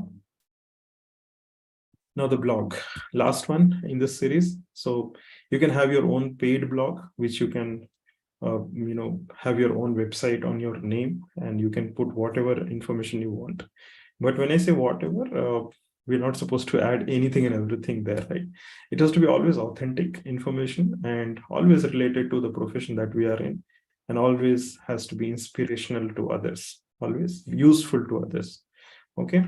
And you also have this free platforms. When you are creating the free ones, then you actually become a product of those platforms, right? So tomorrow, suddenly the platform closes and shuts down, and you lose all your data. The advantage of being the paid user is they cannot suddenly shut down it. They'll allow you to download your data. They'll allow you to migrate the information to your own place. And then that is how you can control everything and anything in the paid systems. All right. So that was about the blog. And yeah, perfect. So how to use social media platforms? I'm sure all of you are experts there. So the only thing that all these platforms want is you have to be present on this platform. So by being present, it does not mean that we create a username and password and just forget it there. No, we have to be active there. So every platform wants us to be active on these platforms. There are a lot of guidelines from the platform. So if you go to the help page of every platform, there is a guideline, what kind of image you can use, what kind of banners you can use, what is the bio link that you can put, what is the information that you can post. Always follow the guidelines. It's very, very important for us to follow the guidelines. We normally ignore these points here, and that is when the problem happens, right? So we have to follow the guidelines. Use a professional photograph, right? You want to be present there. You want to showcase yourself there. And majority of the profiles with no photo or maybe with a selfie photo does not look professional, right? So have a smiling face and a smiling photo. We don't have to look great there. It's perfectly fine. Whatever we are, however we are is fine. But we should be smiling and maybe take the photo in a plain background and not just a selfie, right? And then describe why you and your work matters, right? So if you're a researcher, then we have to say why me, right? So there are millions of people out there, why my work matters and why me or my work matters, right? So that description has to be very clear. And that is what distinguishes us from the rest of the crowd of the researchers out there, right? And always share and showcase your work. So we do a lot of work here. We do a lot of work in the labs. We create a lot of ideas. We generate a lot of ideas. But unless we share that work, it's of no use, right? So maybe if it is only published in our thesis and it is just kept in the library, then what is the point? That work has to go out and then people should know it, right? So share that work and share with people in the community. And you can conduct live surveys related to your research. So all these social media platforms like LinkedIn, Twitter, Instagram, and Facebook, and there are 133 plus 30 plus different platforms. You can conduct a lot of live surveys and get the real data from people, what they expect and what they feel. So yesterday we sent out this Google form and all of you filled that form, right? So in just one day time, we got so much of insights that what the audience is all about, right? So similarly, based on your research area, you can keep conducting a lot of live surveys to understand your audience and understand how progressively your research is going towards, which side your research is going on, right? And collaborate and excel. So if you find somebody else is doing that research in the similar lines or similar type, collaborate with him or her and then, take the research area or science to the next level. That's very important. All right. So that is how to use social media and how not to use social media. That is also important, right? So before we know how to not to use social media, I suggest all of you, to watch this movie called Social Dilemma. How many of you watched this movie? Type me in the chat box if you watch this movie, Social Dilemma. No idea? Type DNK if no idea, or if you have not. Okay. If you've not watched, then I'm sure this is available in public domain now. It was originally a Netflix documentary that they did. And all those people who left LinkedIn, Instagram, Facebook, the big people, all the original contributors of the platforms, they found that something is not wrong with the platform. So let's say the head of technical for Facebook, the head of technical for Instagram, the head of technical of Google, They felt that something was not good in the system, something they were not doing good justice to the people. And those people left, and then they participated in this documentary, and they shared how these platforms were being misused, right? So when you watch this Social Dilemma, when I watched for the first time, I didn't understand anything. Then I watched it twice and then thrice. And third time, I was able to understand and connect every point. Okay. So I suggest you also watch it. And when you watch it, it'll give you a lot of ideas as to how we should not be using the social media platforms. Okay, so I told you how to use the platforms, but if you watch this movie, it will get an idea as to how not to use the platforms. And this is very important specifically for our science pharmacy students and professionals, because we don't know how to use the platforms in the right way. I've been interacting with maybe a few thousands of pharmacy professionals I've interacted during the last few years. And it's very sad to know that we don't want to learn. It's important that, when the technology is moving so fast, we are supposed to learn this technology, and we are supposed to know how to use these platforms to the best of our knowledge and skills, right? And it is important to learn. There is no harm in learning something we don't know. Right? There is no ego that is coming in there. So please watch this movie at your free time whenever you are comfortable, and try to make a note of few points that you take from this movie, from this documentary. I'm sure it will do a lot of mindset shift of yours. It did a lot for me, of course. Mindset shift happens and then definitely helps you to use platforms judiciously, okay, and in a very right way. So please do watch this if you have not watched. It is available in the public domain nowadays. So you guys know much better as to how to access information. So please use them and do watch it. It will be definitely useful one for you. Never ever share any personal information in the public domain. Okay, so if you are a researcher, if you are using the organization's email ID, please use that. And never just start putting your phone number and email IDs everywhere, because our phone numbers and our email IDs, our Aadhaar cards are all connected, right? And the moment somebody gets a hold of this, then retrieving rest of the information is very easy.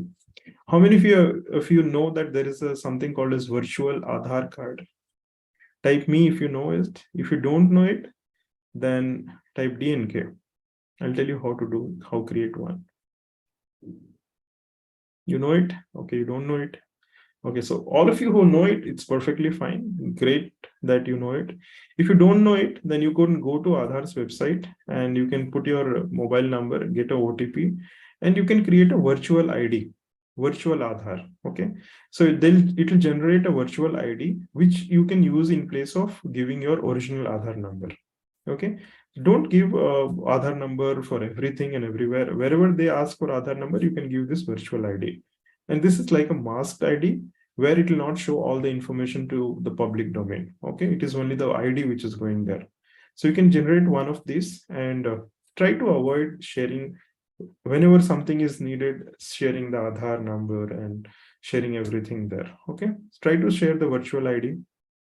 Don't share PAN card details. Don't share the email ID which is linked to the Aadhaar card, the phone number which is linked to the Aadhaar number. Maybe you can have a separate number. I'm sure most of you are having double 2, 3 numbers also, many of us.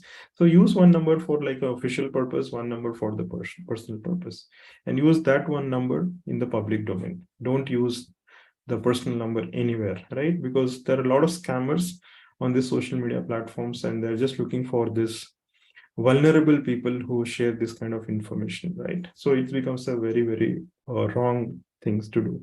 Many people, they share their resume on these platforms, and in the resume, the full address, the date of birth, the phone number, the email ID, everything is written. The photo also is present, right? So please don't do that. This is a wrong way of using these social media platforms. If you're connecting with somebody, share that resume to one person and never put your phone number, never put your photo, the full address on resume. No employers need that information. right? So I have done some videos on this, so you can watch them later on at your convenience and learn from them. Use only the information that an employer is asking, not everything that you want to share. Okay. So this is how you don't need to use social media platforms, and follow something called as etiquettes, right? So we have this good behavior on which is called as etiquette. So similarly for online or internet, we have something called as netiquettes. So we should always follow those netiquettes or good behaviors online. And this way we can make this world a safer place for each one of us, right? We just don't want to play safe and harm others. So we should create this environment, a safe one for each one of us. So that's important. And this is how you're not supposed to use social media platforms. So what are some tips? So far, so good. Yes. Is it boring? Type B for boring. Anyone boring? And I stop there and then ask you what to do next. Is it okay? Are you able to get some points from this? Okay. All right. Perfect. So I'll just cover some tips for you and then we'll close. Okay. So some tips, you have to start somewhere. Okay. So let's say you are using LinkedIn, start from there and start somewhere. Okay. Spend 15-20 minutes every day in this platform, understand your audience and start sharing your information based on your research, whatever area of focus you have.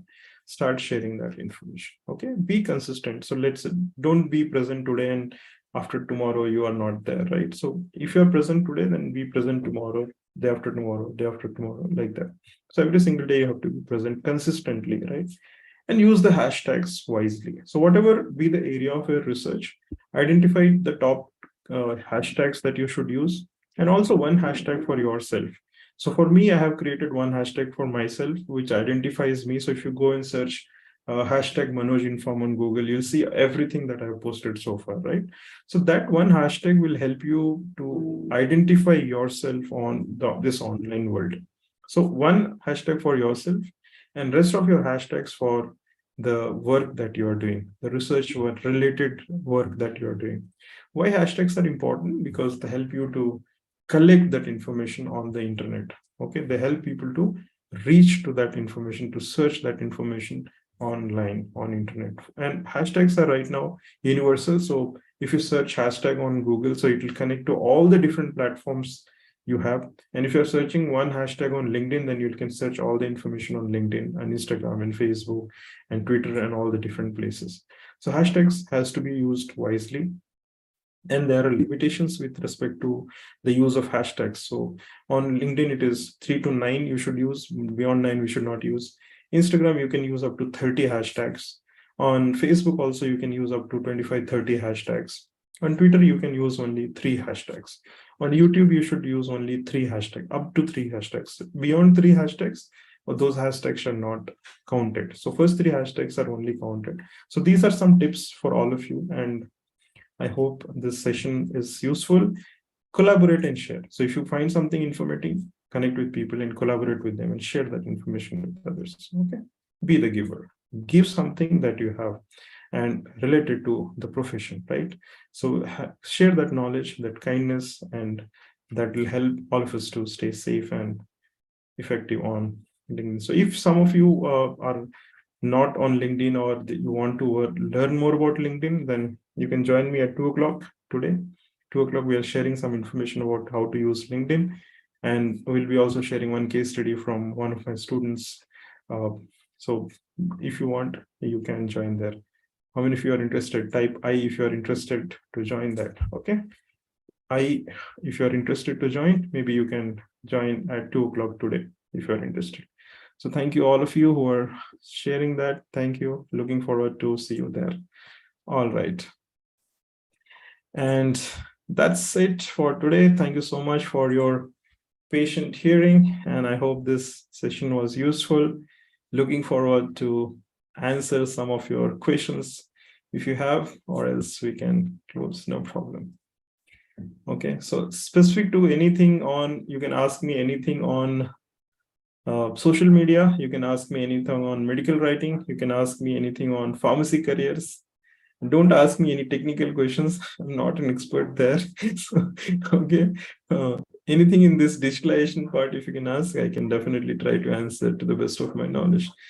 So thank you so much for your time. Yeah, Damodar, over to you. You can unmute, you can talk. Thank you so much. Okay, was this useful? I would like to have some feedback from some of the participants. Can I see participants? I don't know if you are okay to switch on your videos. I don't know. If you'd like to, I'd love to. Thesis writing, I can talk about thesis writing, no problem. Hi Rajiv, good to see you. Hi Shabi Muhammad, sir, good to see you. Dr. Ganzi, good to see you. Thank you. Sai Baba, good to see you. Thank you.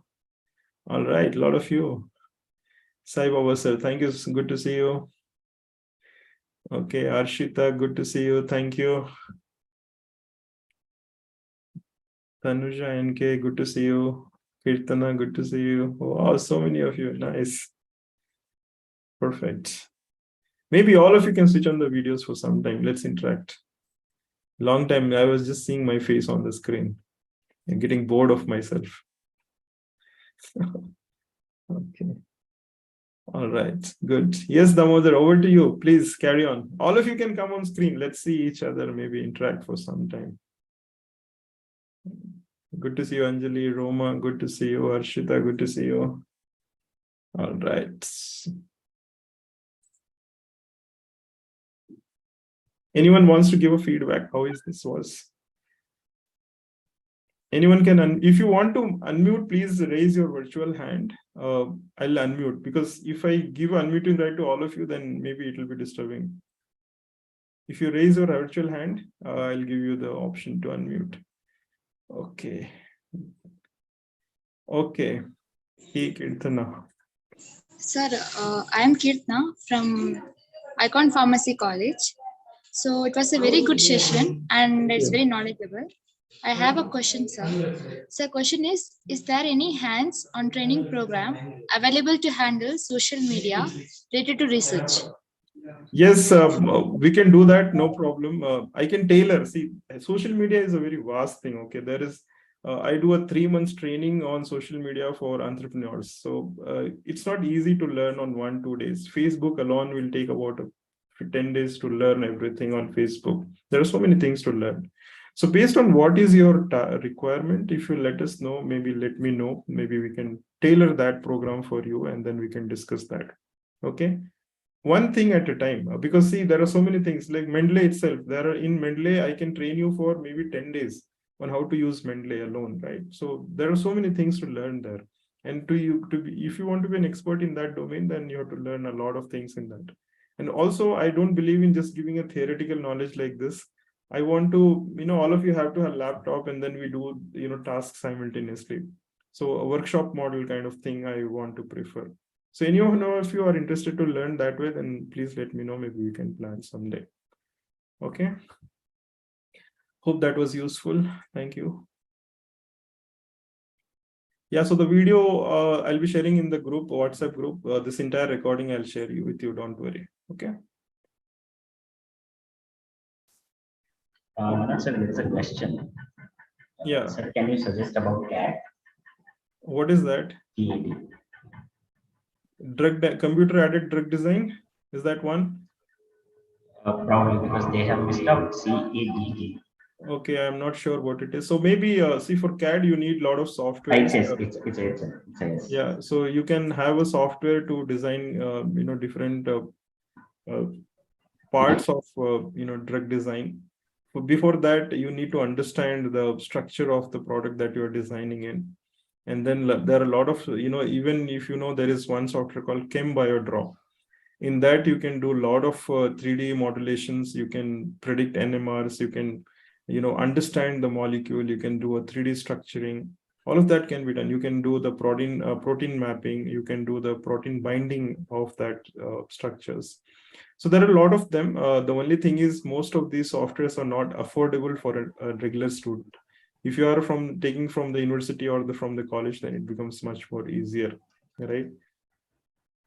Pharmacologist, yes, I have a list of them. I'll send out to you. Okay. Don't worry about the feedback. You can give them right now, and we'll also share that link in the WhatsApp group. Okay. So Learning is more important than certifications. That's what I believe. Okay. So thank you. Anything else?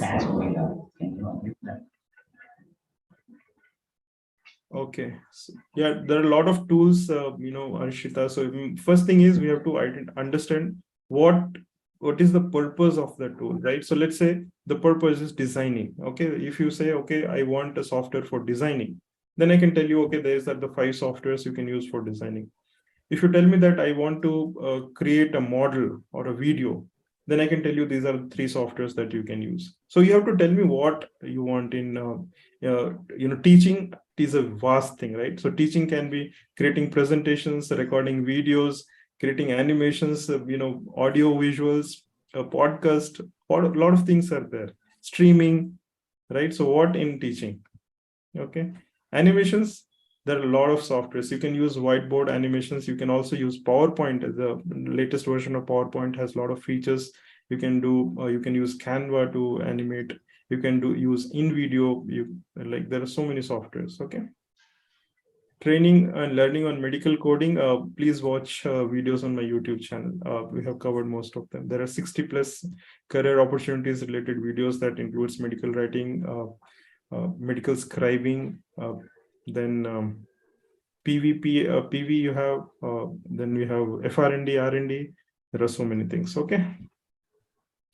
All right. Perfect. Anything else? Thank you so much, Naveen, for that feedback. No questions, Damodar? I'll take a picture with all of you, okay? With maybe smiling faces.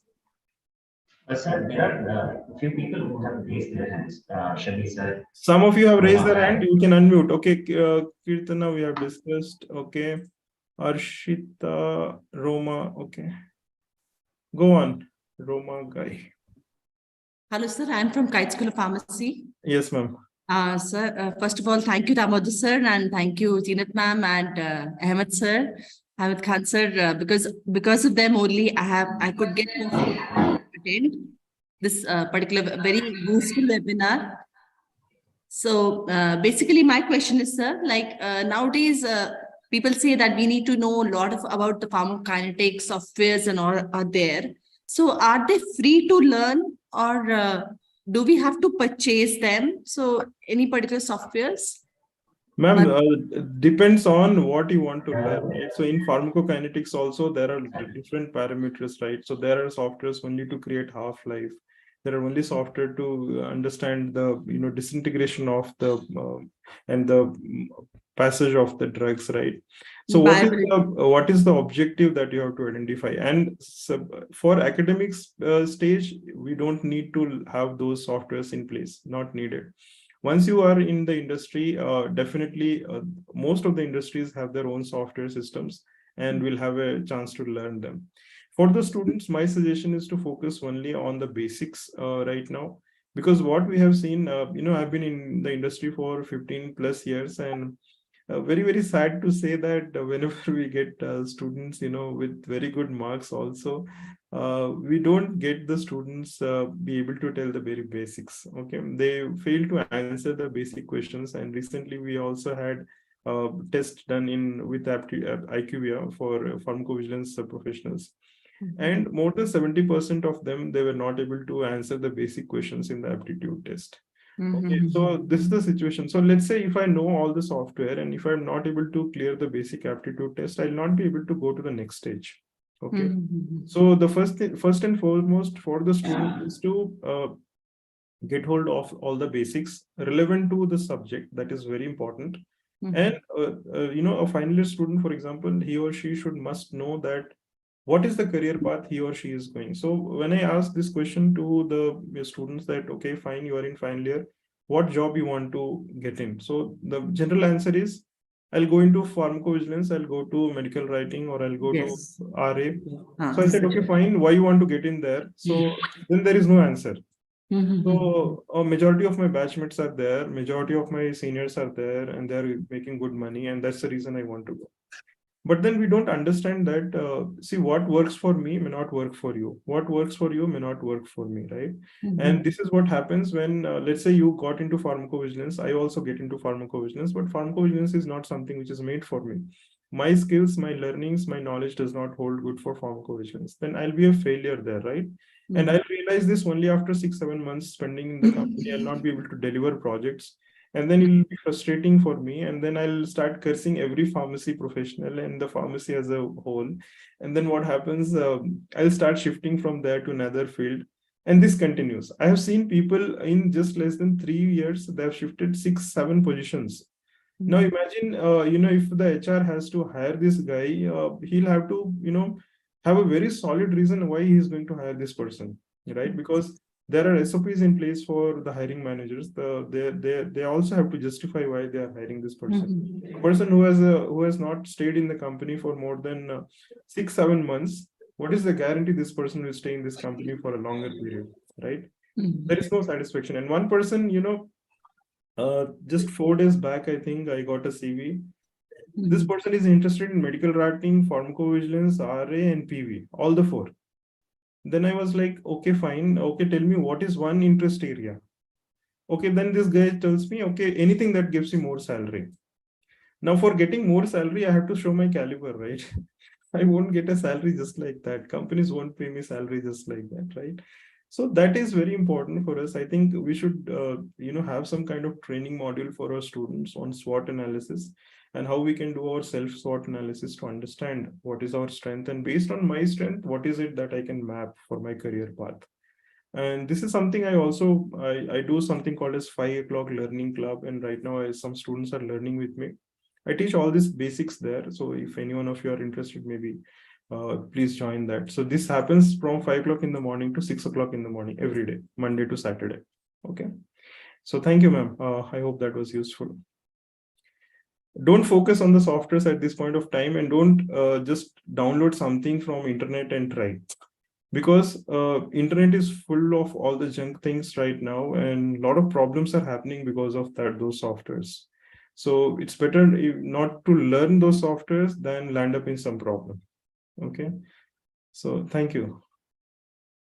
Mohammed Shabi sir. Okay. Yes, sir. Good morning, sir. Good morning, sir.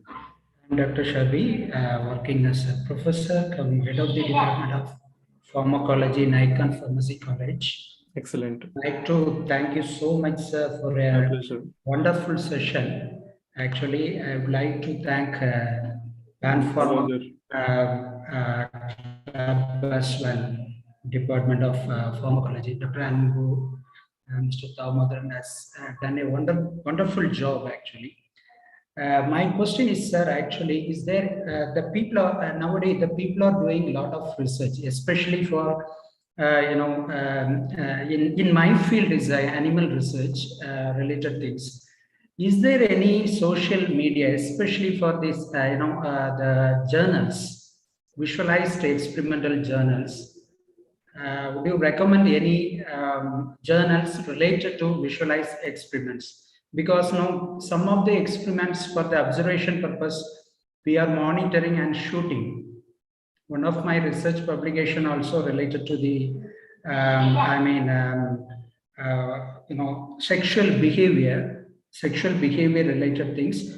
We can't directly observe the sexual behavior of the rats, animals, and we can fix the camera, and this type of thing will be established or published by using the Journal of Visualized Experiments. So if you have any websites, suggesting that visualize things, it would be helpful for upcoming researchers and those who are doing M-Pharm pharmacology related experiments. It would be definitely better. Thank you so much for asking that, sir. Actually, I don't have much idea about this one, but then I know some of my friends who have done a lot of work in animal experiments and preclinical research. So what I'll do is I'll connect you with one of these person. I know him. His name is Dr. Ravindra. He is the owner. He is the founder of InVio Biosciences. He does a lot of preclinical research. So maybe you please WhatsApp me later on, and I'll share his details with you. And he can help you out with all the queries relevant to preclinical research and your questions relevant to mapping. And I think they use something called as heat mapping techniques these days. So that is something that you could try. They use infrared, options for understanding the heats generated from the body, and based on that, they do a lot of simulations. I'll check with him and I'll share these details. Please do discuss with him, and definitely he'll help you out. But as far as the softwares are concerned, or the resources are concerned, you could either go to academia.edu or research.gate.net, and then maybe connect with some of the fellow researchers from different parts of the world and see what they are doing. And if they're using any kind of specialized systems or tools, maybe you could also invite them as a webinar speaker with you, and then share their knowledge. I think that is one of the best things that we could do. And I have learned a lot of things from such speakers who have come and generously shared their knowledge, right? So if you ask for help, I think in our community it is not a problem. The only thing is we fail to ask questions, right? So just now you asked something. So since I don't know this, I'll definitely do my research and find out from somebody and connect that with you. And similarly, if you know somebody doing this, please share this with others. That what happens, there is some awareness which is created. Okay, so thank you so much for asking. I'll connect Dr. Ravindra with you. Please do discuss with him, and he'll definitely help you out with that. Okay, so thank you. All right. Okay, perfect. So no other questions. Thank you, everyone. I hope there is another question. Yes, Damodar, I can hear you. You please share your email ID. Yes, my email ID, I can just put in the chat box for all of you. hello@manojkumar.com. That's my email ID. And if you want to search me online, you can use this hashtag on Google or any platform. If you use this hashtag, you'll be able to search me, find me on all the platforms. I use YouTube, LinkedIn, Instagram, and Facebook. LinkedIn, yes, I'm very active. So please do connect there. You can connect with me on LinkedIn. Yes. This hashtag will help you to find me anywhere. Thank you so much. Perfect. Thank you. We are proceeding towards the end. I would like to request Dr. J. Albu, Professor in the Department of Pharmacology, to propose one of things. Perfect. Thank you.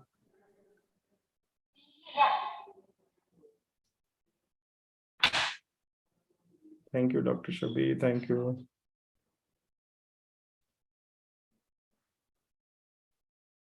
Sir, you are on mute.